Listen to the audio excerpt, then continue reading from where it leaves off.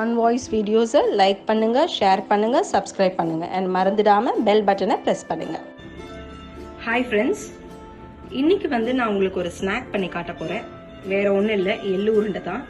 ஜென்ரலாக எள்ளு உருண்டை நம்ம கடையில் தான் வாங்கி சாப்பிடுவோம். ஸோ இது நான் இந்த லாக்டவுன் பீரியடை குழந்தைங்களுக்கு ஹெல்த்தியான ஸ்நாக், ஏன்னா கடையில் இருக்கிறது அது எவ்வளோ நாள் முன்னாடி செஞ்சதுன்னு நமக்கு தெரியாது. ஸோ இது நம்ம கண்ணெதிர்க்கே நம்ம செய்கிறதுனால நம்ம எந்த ப்ரிசர்வேட்டிவ்ஸோ எதுவுமே கிடையாது. ஸோ அது வாங்கி சாப்பிட்றது தப்புன்னு நான் சொல்ல வரல. பட் இந்த பீரியடில் குழந்தைங்க வீட்டில் இருக்கிறதுனால நம்ம இது ஒரு ஆப்பர்ச்சுனிட்டியாக எடுத்துக்கிட்டு வீட்லேயே ஹெல்த்தியான ஸ்நாக் பண்ணி தரலான்னு ஒரு ஐடியாவில் தான் இது பண்ண ஆரம்பித்தேன். ஸோ எள்ளு உருண்டைக்கு தேவையான பொருட்கள் என்னன்றது பார்க்கலாம். மெயின் எள்ளு உருண்டையில் அயன் சத்து ஜாஸ்தி, எள்ளில் அயன் ஜாஸ்தி, ஜாகரிலையும் அயன் சத்து இருக்குது. ஸோ குழந்தைங்களுக்கு வீக்லி ஒன்ஸ் இது கொடுத்தீங்கன்னா அதுவும் நல்லது. ஏன்னா இது ஒரு ஸ்வீட் இருக்கிறதுனால பசங்க ஜென்ரலாக விரும்பி தான் சாப்பிடுவாங்க. ஸோ இன்னைக்கு நம்ம எப்படி பண்ணுறதுன்னு பார்க்கலாம். இதுக்கு தேவையான பொருட்கள் என்ன அப்படின்றது பார்த்தீங்கன்னா 200 கிராம்ஸ் எள்ளு எடுத்திருக்கேன். இதுக்கு 100 கிராம்ஸ் ஜாகரி அண்ட் ஏலக்காய் ஒரு 8 நம்பர்ஸ் எடுத்திருக்கேன். கேஷு சும்மா ஒரு அடிஷ்னல், இது தேவை கிடையாது. பட் குழந்தைங்களுக்கு ஸ்நாக் பண்ணுறதுனால கொஞ்சம் கேஷ்யூ நட் போட்டால் விரும்பி சாப்பிடுவாங்கன்றதுக்காக நான் கொஞ்சமாக கேஷ்யூ எடுத்திருக்கேன். கீ நிறையெல்லாம் தேவையில்லை. உங்களுக்கு கடைசியாக அந்த லட்டு மாதிரி பிடிக்கிறதுக்கு அந்த பைண்டிங் ஏஜென்ட்டாக தான் நான் கீயை யூஸ் பண்ணுறேன். இன்னொரு விஷயம் என்னன்னா, எள்ளு உருண்டை நம்ம கடையில் வாங்குறது ஜென்ரலாக ஹார்டாக இருக்கும். ஏன்னா அது பாகெல்லாம் எடுத்து பண்ணுவாங்க. இது அவ்வளோ பெரிய ப்ராசஸ்லாம் கிடையாது. இது ரொம்ப ஈஸியான ஸ்டெப் தான்.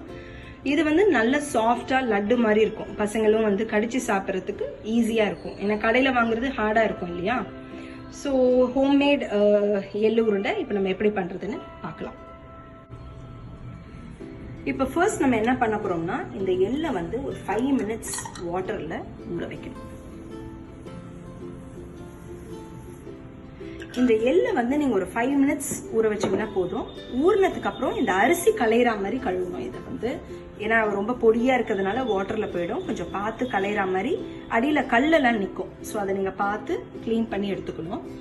இந்த எள்ளை ஒரு 5 to 10 மினிட்ஸ் மேக்ஸிமம் நீங்கள் ஊற வச்சுட்டு ஒரு பிளெயின் கிளாத்தில் அதை நல்லா ஒரு ஃபேன் காற்று கீழே நல்லா காய வச்சுடுங்க. அதை காய வச்சுட்டு அதுக்கப்புறம் என்ன பண்ண போறோம்னா, இந்த எள்ளையும் அந்த ஏலக்காவையும் வெறும் கடாயில எண்ணெய் நெய் எதுவுமே ஊற்றக்கூடாது, பிளெயின் கடாயில போட்டு அது காஞ்ச உடனே ஏலக்காவை ஃபர்ஸ்ட் நம்ம வறுத்து எடுத்துக்கிட்டு, அதுக்கப்புறம் இந்த எள்ளை காஞ்ச எள்ளை கொஞ்சம் நமிட்டா இருக்கும். அது ஃபேன் காத்துல ஆறி ரொம்ப கிறிஸ்பியா இருக்காது, கொஞ்சம் நமுத்து போன மாதிரி இருக்கும். அந்த காத்துல நல்லா ஆறின பிற்பாடு அதை நம்ம கடாயில போட்டு வறுத்து எடுத்துக்க போறோம். இதுதான் நம்மளோட ஃபர்ஸ்ட் ப்ராசஸ். இப்போ நான் ஊற வச்சுட்டேன். ஒரு 10 மினிட்ஸ் நம்ம வெயிட் பண்ணலாம். இந்த எள்ளு நீங்க கழுவும் போது கொஞ்சம் ஜாக்கிரதையா கழுவுங்க. வேணா வடிகட்டியில கூட நீங்க வடிகட்டிக்கலாம். ஏன்னா அப்ப இது ரொம்ப பொடியா இருக்கிறதுனால தண்ணியில அப்படியே வாஷ் அவுட் ஆகாது. ஸோ அதனால ஒரு வடிகட்டியை வச்சு வடிகட்டி இந்த மாதிரி ஒரு கிளாத்ல காய வச்சிடுங்க. இப்ப பாருங்க, நம்ம எள்ளு நல்லா காஞ்சிடுச்சு. இப்போ நம்ம கடாயில வச்சு வறுத்தரலாம். இப்போ நம்ம ஒரு கடாயில எள்ளெல்லாம் போட்டு வறுக்க போறோம். இது கொஞ்சம் ஈரப்பதமா இருக்கும். ஸோ அதனால கொஞ்சம் டைம் ஆகும். லோ ஃப்ளேம்ல வச்சு கொஞ்ச நேரம் பொறுமையா அதை நீங்க நல்லா கிண்டிட்டே இருக்கணும். படப்படன்னு சத்தம் வரும். ஸோ அது கூட நீங்க ஏலக்காவை ஆட் பண்ணிடலாம். ஸோ இது ஏலக்காய் தனியா வறுக்கணும்லாம் கிடையாது, இந்த எள்ளோடையே சேர்ந்து வறுத்துடலாம் நம்ம. இது படப்படன்னு ஒரு சத்தம் கேட்கும். அந்த எள்ளு நல்லா வறுத்ததுக்கு அப்புறம் ஒரு அந்த தண்ணி எல்லாம் இல்லாம ட்ரை ஆகும் போது ஒரு சத்தம் வரும். நல்லா படப்படன்னு எலும்பும் அது.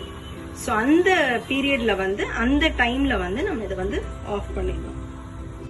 இப்போ எள்ளு நல்லா படப்படன்னு சத்தம் வருது. இங்க பாருங்க, நல்லா ட்ரை ஆயிடுச்சு. ஸோ இந்த ஸ்டேஜ்ல நம்ம அடுப்பை ஆஃப் பண்ணிடுறோம். சில பேர் எள்ளு ரொம்ப கம்மியா இருக்கு அப்படின்னு ஃபீல் பண்றவங்க கோகோனட் சில பேர் ஆட் பண்ணுவாங்க. அது எப்படின்னா, கொஞ்சமா தேங்காய் திருவிட்டு நெய்ல ஒரு கடாயில நெய் விட்டு அதுல அந்த கோகோனட்டை கொஞ்சம் பொண்ணு வறுவலா வறுத்துட்டு அதையும் இந்த எள்ளு வெள்ளத்தோட சேர்ந்து அரைப்பாங்க. பட் நான் இன்னைக்கு கோகோனட்லாம் ஆட் பண்ணல, ஜஸ்ட் பிளெயின் எள்ளு உருண்டை தான். இனிமேல் என்னன்னா, இந்த வெள்ளத்தை நீங்க நல்லா இந்த மாதிரி தூளா பண்ணி வச்சிடுங்க. ஏன்னா மிக்சியில போடும்போது பாத்தீங்கன்னா கொஞ்சம் பெரிய பீசஸா இருந்ததுன்னா அரைப்படுறது ரொம்ப கஷ்டமா இருக்கும். ஸோ இது தனியா கொஞ்சம் தூளா வெள்ளம் பண்ணி வச்சுட்டேன் நான் ஃபர்ஸ்ட். இப்போ எள்ளு நல்லா ரூம் டெம்பரேச்சருக்கு வந்ததுக்கு அப்புறம் ஃபர்ஸ்ட் நம்ம இந்த பிளெண்டர்ல போட்டு ஃபர்ஸ்ட் எள்ளை நம்ம அடிச்சு எடுத்துக்கணும். இப்போ இதில் வந்து கொஞ்சமாக ஒரு சிட்டிக்கு சால்ட் வந்து நம்ம ஆட் பண்ண போகிறோம். ஓகேங்களா, சால்ட் வந்து கொஞ்சமாக இது ஆட் பண்ணிங்கன்னா ஸ்வீட் வந்து கொஞ்சம் நல்லா தூக்கலாக காட்டும். எப்பவுமே சால்ட் ஆட் பண்ணணும். இப்போ பாருங்கள், எள்ளு நம்ம கிரைண்ட் பண்ணிட்டோம். நல்லா தூளாக வேணும், ரொம்ப அப்படியே நைஸாக வேணுன்றவங்க அப்படியே அரைச்சிக்கலாம். இல்லை கொஞ்சம் இப்படி குருணையாக கொஞ்சம் திரியாகவும் அரைச்சிக்கலாம். இட் டிபெண்ட்ஸ், உங்களுக்கு எப்படி தேவையோ அந்த மாதிரி பண்ணிக்கோங்க. இப்போ நம்ம வந்து வெல்லத்தை வந்து ஆட் பண்ண போகிறோம். இப்போது நான் ஏற்கனவே கொஞ்சம் பவுடர் பண்ணி வச்சிருந்த வெல்லத்தை வந்து இந்த எள்ளு கூட ஆட் பண்ணி ஒரு அடி அடிக்க போகிறோம்.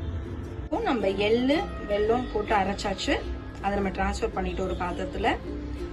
கேஷ்யூ வந்து லைட்டாக வறுத்துட்டு நெய்யில் அதையும் அதில் போட்டுட்டேன். இப்போ வந்து ஒரே ஒரு ஸ்பூன், ஒரு 1லேருந்து 2 ஸ்பூன் கீ வந்து அதில் ஆட் பண்ண போகிறேன். ஆட் பண்ணிவிட்டு அதை வந்து நம்ம உருண்டை பிடிக்க போகிறோம். இப்போ நம்ம ஒரே ஒரு ஸ்பூன் கீ ஆட் பண்ணுறோம். இது ஜஸ்ட் ஒரு பைண்டிங் ஏஜென்ட் தான், அந்த உருண்டை பிடிக்கிறதுக்காக தான் நம்ம வந்து இந்த கீ ஆட் பண்ணுறோம். இப்போ பாருங்கள், நம்ம அரைச்சி வச்ச எள்ளு உருண்டைக்கு அந்த இதை எடுத்து நம்ம உருண்டை பண்ணி வைக்கணும்.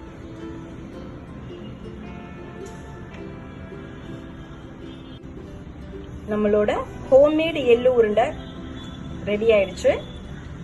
ரொம்ப நல்லா வந்திருக்கு. வீட்டில் கண்டிப்பாக ட்ரை பண்ணுங்க, குழந்தைங்களுக்கு கொடுங்க. ரொம்ப ஹெல்தியான ஸ்நாக் இது. நான் முன்னாடியே சொன்ன மாதிரி அயன் சத்து ஜாஸ்தி இருக்கு எள்ளுலையும் ஜாகரிலையும். ஸோ இந்த லாக்டவுன் பீரியட்ல உங்க குழந்தைங்களுக்கு ஹெல்தியான ஸ்நாக் பண்ற ஒரு வாய்ப்பை நீங்க எடுத்துக்கிட்டு பசங்களுக்கு கொடுங்க. மறக்காம ஒன் வாய்ஸ் தமிழ் சேனலை சப்ஸ்கிரைப் பண்ணுங்க, லைக் பண்ணுங்க, பெல் பட்டனை பிரஸ் பண்ணுங்க. உங்களுக்கு ஏதாவது டவுட்ஸ் இருந்ததுன்னா கமெண்ட் பாக்ஸ்ல உங்களோட கமெண்ட்ஸை கொடுங்க, உங்களோட கொஸ்டின்ஸை கொடுங்க. I be ready to answer you. இன்னொரு வீடியோல உங்களை நான் திரும்பியும் சந்திக்கிறேன். தேங்க்யூ.